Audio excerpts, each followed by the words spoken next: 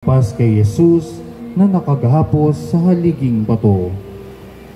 Sa pasyong mahal sinalaysay, ang berdugo'y nagsikuha ng panghampas na suplina, hinubaran ng iba itong puong walang sala, walang kibot na nagbabata, iginapos na ni Kristo sa isang haliging bato, hinampas na walang toto.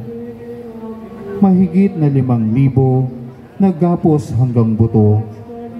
Ang nakahahabag na tagpo ay kilala din bilang ika-6 na estasyon sa daan ng krus.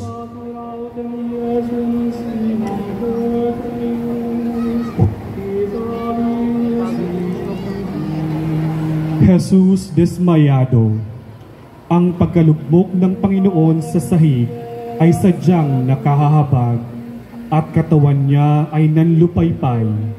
Sa pasyong mahal ay sinabi, lakas na di mamagkano ang paghampas nilang ito, at doon ibinubunto galit niyong mga lilo dito sa abang kordero. Tingni at nagsisitangis ang sanglangitang angheles. Halos ang mundo'y nanginig ng malaking pagkahapis dito sa puong marikit.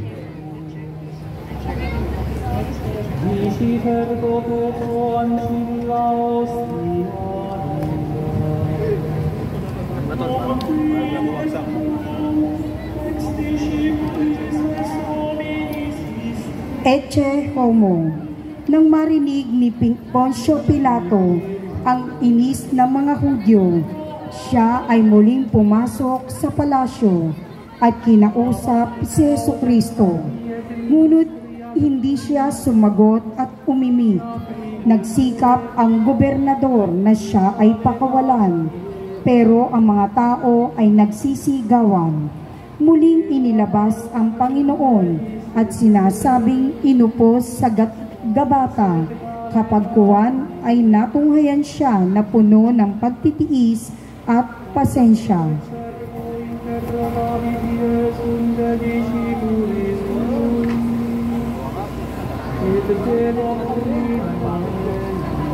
Paghatol ni Pilato kay Jesus.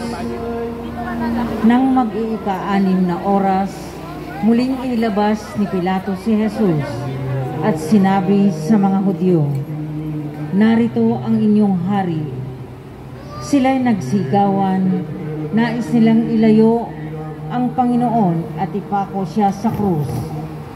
Sinabi ni Pilato, ipapako ko ba sa krus ang inyong hari?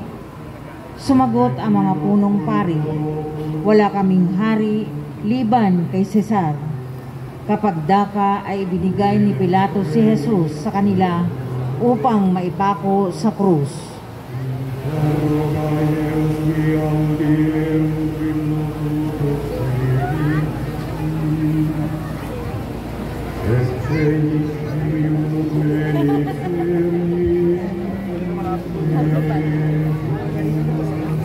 Jesus sentensyado. Ang banal na imahe ng Panginoon na nakatuon sa hinatulang Jesucristo. Sa aklat ni San Juan ay sinabi niyang ibinigay ni Pilato si Jesus sa mga Hudyo upang siya'y ipako sa krus. Kapag kuwan, sa pasyong mahal ay winika ni Pilato. Ang hatol ko't sentensya ukol sa kanyang sala ay sa krus nga iparipa. Ipako kapag kara, 2 kamay at paa.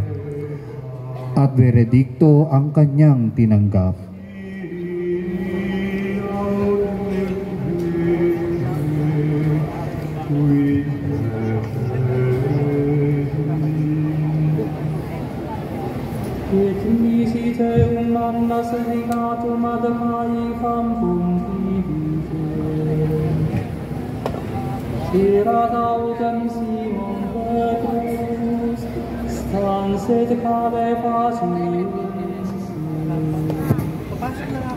Mixerum terrorem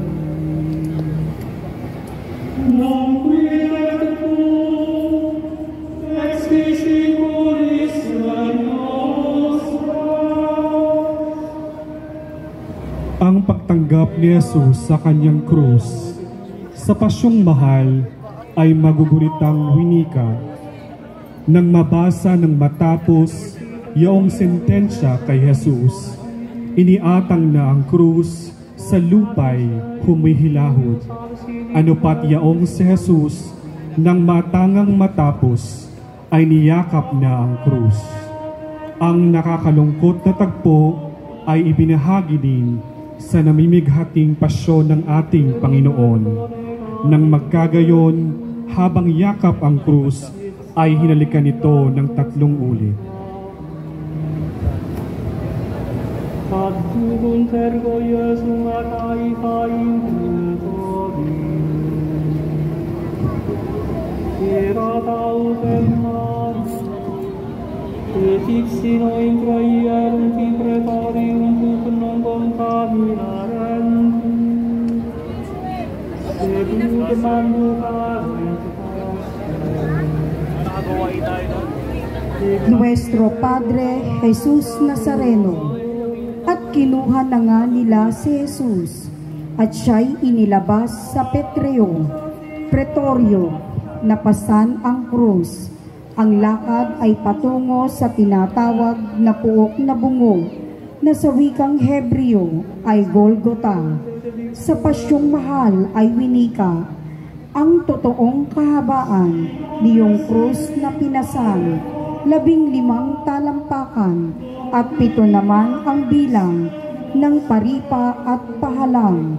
Krus na yaoy mabigat, labis na nagkakaapat, lumulubog sa balikat, at lalo pang nakaragdag ang sala ng taong lahat.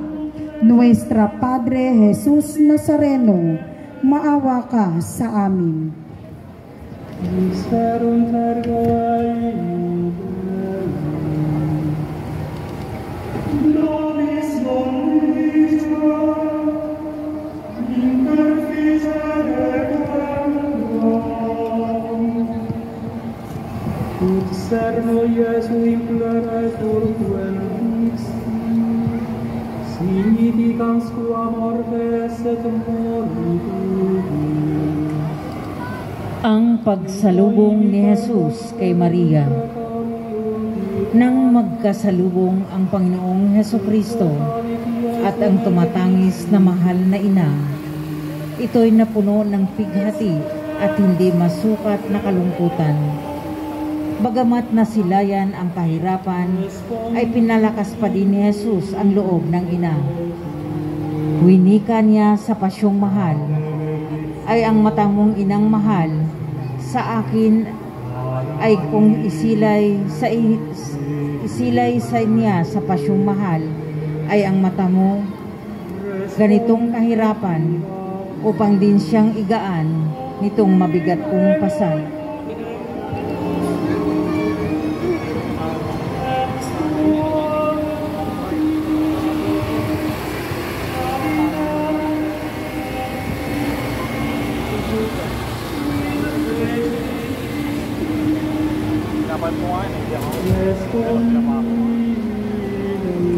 Ang pagtulong ni Simon Cireneo kay Jesus.